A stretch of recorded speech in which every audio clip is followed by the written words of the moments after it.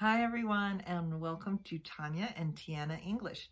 I'm Tanya, and today I thought I would share with you a little bit about the 2020 holiday season and some holiday vocabulary specific to Christmas, since that is the holiday that my family and I celebrate here.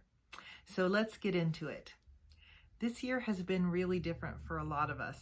And those of you who've been following me for a long time know that I am the type of person who's always looking for the silver lining.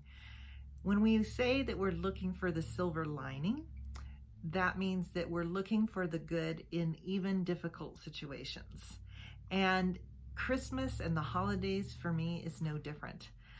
I know that things have changed a lot. A lot of people cannot get together with their families and friends like they have in the past. They haven't been able to follow a lot of the traditions that are probably, and for some people, very, very important, and many things like that. But as I'm looking for the silver lining, one of the things that I'm noticing this year is that the pandemic is actually helping me with a long time goal of simplifying my life, and especially simplifying Christmas. I think that a lot of people, including myself, spend too much time and too much money on Christmas, and not enough time just enjoying the simple pleasures from Christmas. So one of my goals this year is to enjoy those simple pleasures, some of which are not even choices this year.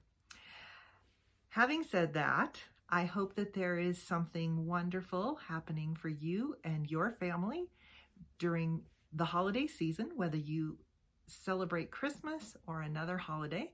And I'd love to know what holidays you're celebrating. So let me know more about that in the comments, what the name of the holiday is, maybe some history or some of the traditions that you have celebrated in the past, or maybe that you are doing this year, and maybe some of the changes you're having this year.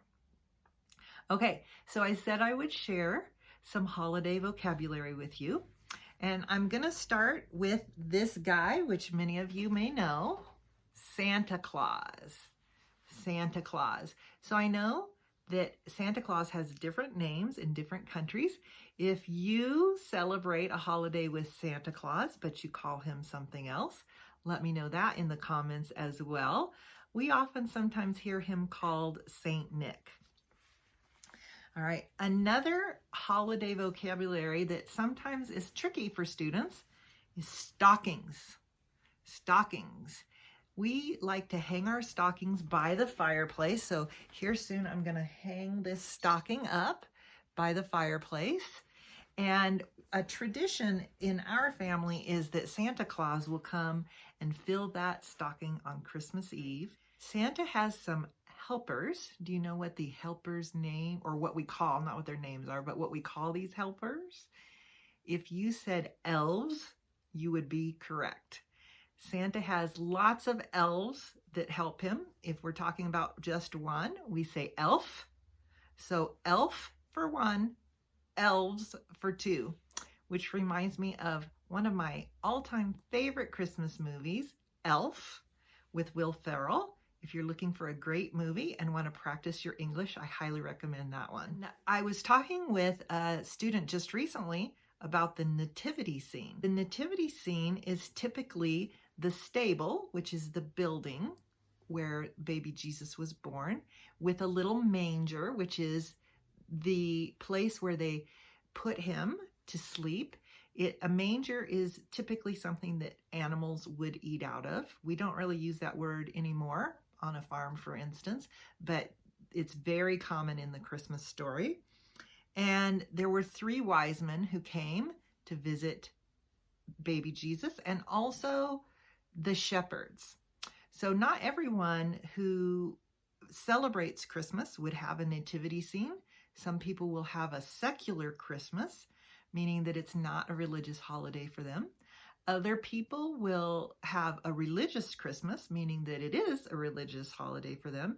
And some people will still have a nativity scene even if they are celebrating the holiday in a secular way, just because it's a tradition that has been in their family for a long time. So those are some of the characters, if you will, that are in the nativity scene.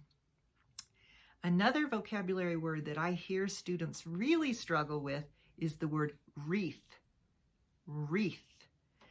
A wreath is a round decoration that we hang on our door, typically our front door, although I love wreaths so much that we often hang them on the doors in our house.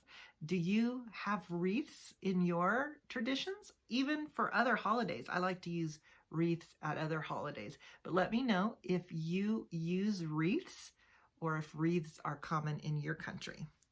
All right, let's look what else I have here on my list. Ornament. Ornament. An ornament is a decoration.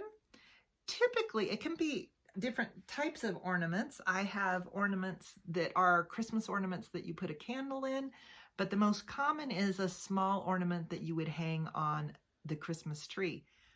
So we celebrate Christmas. Most people celebrate it all the way from Thanksgiving until Christmas Day. But mostly the celebrations happen on Christmas Eve, which is the night before Christmas, and Christmas Day, which is the 25th of December here. It's interesting to me how many different places have different dates for Christmas.